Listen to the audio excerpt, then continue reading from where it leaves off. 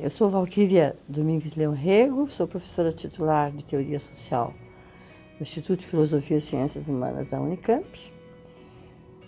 Eu sou professora já desde 1975, mas na Unicamp desde 1989. Mi chamo Alessandro Pinzani, sou professor de Ética e Filosofia Política na Universidade Federal de Santa Catarina, em Florianópolis.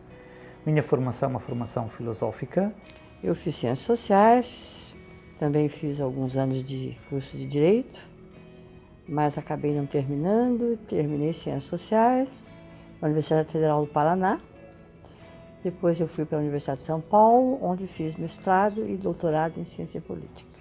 Então temos duas formações diferentes, um filósofo e uma socióloga. Nós ocupamos desse primeiro módulo porque realizamos uma extensa pesquisa empírica sobre o programa Bolsa Família no Brasil e desta experiência resultou também a escrita deste primeiro módulo sobre pobreza. Sim, nós começamos essas pesquisas entrevistando as mulheres porque nós queríamos descobrir os efeitos políticos e morais que incidiam sobre as recebedoras desse direito que é o Bolsa Família.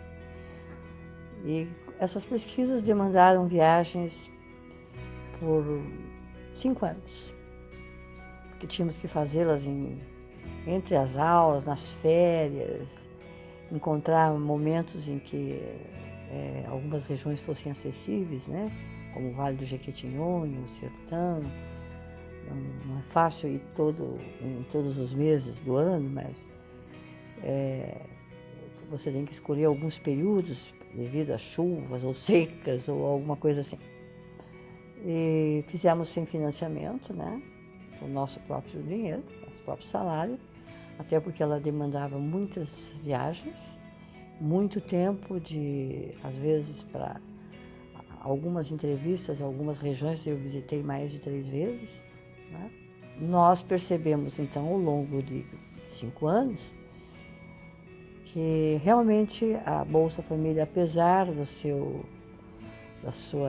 valor monetário ser pequeno, ela tinha o poder de modificar muito o cotidiano das pessoas.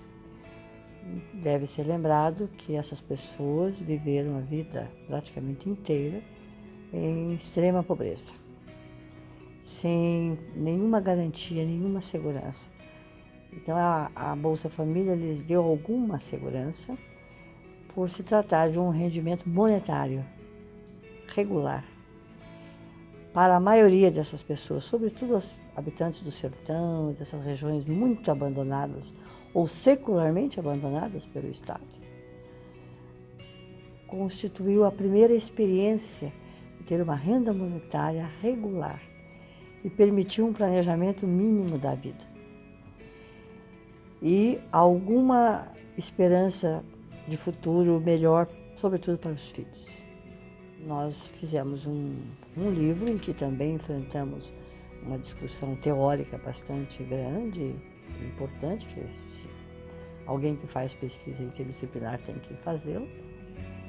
E produzimos um livro que foi publicado ano passado pela editora Unesp e já vai para a 2ª edição.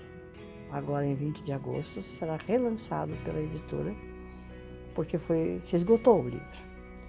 E isso foi muito bom, muito positivo, de modo que nós imaginávamos um livro, ele é de fato um livro rigorosamente acadêmico, mas ele realmente, por conta própria do livro e do tema, provavelmente, ele ultrapassou os muros da academia e hoje eu encontro pessoas nas ruas, nos aeroportos, ou que me reconhecem por entrevista ou qualquer coisa assim, e pessoas que têm formações muito diferentes, não são acadêmicas, pessoas que gostam de ler, me dizem, eu li o seu livro e tal. Então isso foi muito gratificante, essa experiência. Neste módulo nós quisemos apresentar as facetas da pobreza que muitas vezes são deixadas de lado, quer na discussão pública, quer em algumas das pesquisas sobre pobreza.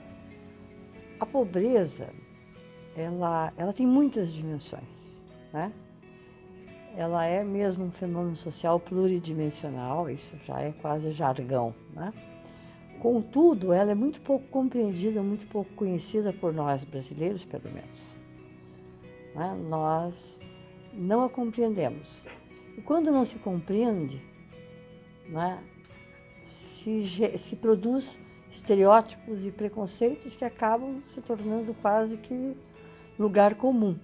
Vocês devem estar lembrados do quanto a mídia, as pessoas falaram mal desse programa, chamaram de tudo que vocês possam imaginar.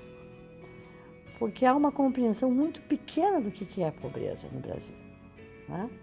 O que é passar a vida em estado de carências básicas, de carências fundamentais, de bens fundamentais à própria reprodução da vida. Então, a relação entre pobreza e cidadania é uma relação difícil, porque quando os pobres são excluídos da herança civilizatória da humanidade, entre elas o direito a ser considerado um cidadão titular de direitos. Na maioria das vezes, essas populações, né, elas estão numa situação de carências tão absurdas, de privações tão absurdas. Por exemplo, às vezes elas não têm dinheiro para fazer carteira de identidade, de registrar os filhos. Então, elas não existem perante o Estado. Não é? Então, isso configura uma situação em que nós nos apropriamos do conceito de Hannah Arendt, de ser um povo sem Estado, de ser um povo que sequer tem o direito a ter direitos, porque ele não existe perante o Estado. Então, reconhecer a pobreza, compreendê-la, é também estudá-la, denunciá-la, combatê-la com todas as possibilidades políticas possíveis, é, digamos, pavimentar uma estrada para a cidadania. Não é? A pobreza, ela é também uma situação de privação de capacidade de agir no mundo. E essa não é que ela torna a pessoa incapaz, mas ela torna a pessoa com muitas, ela põe muitas dificuldades.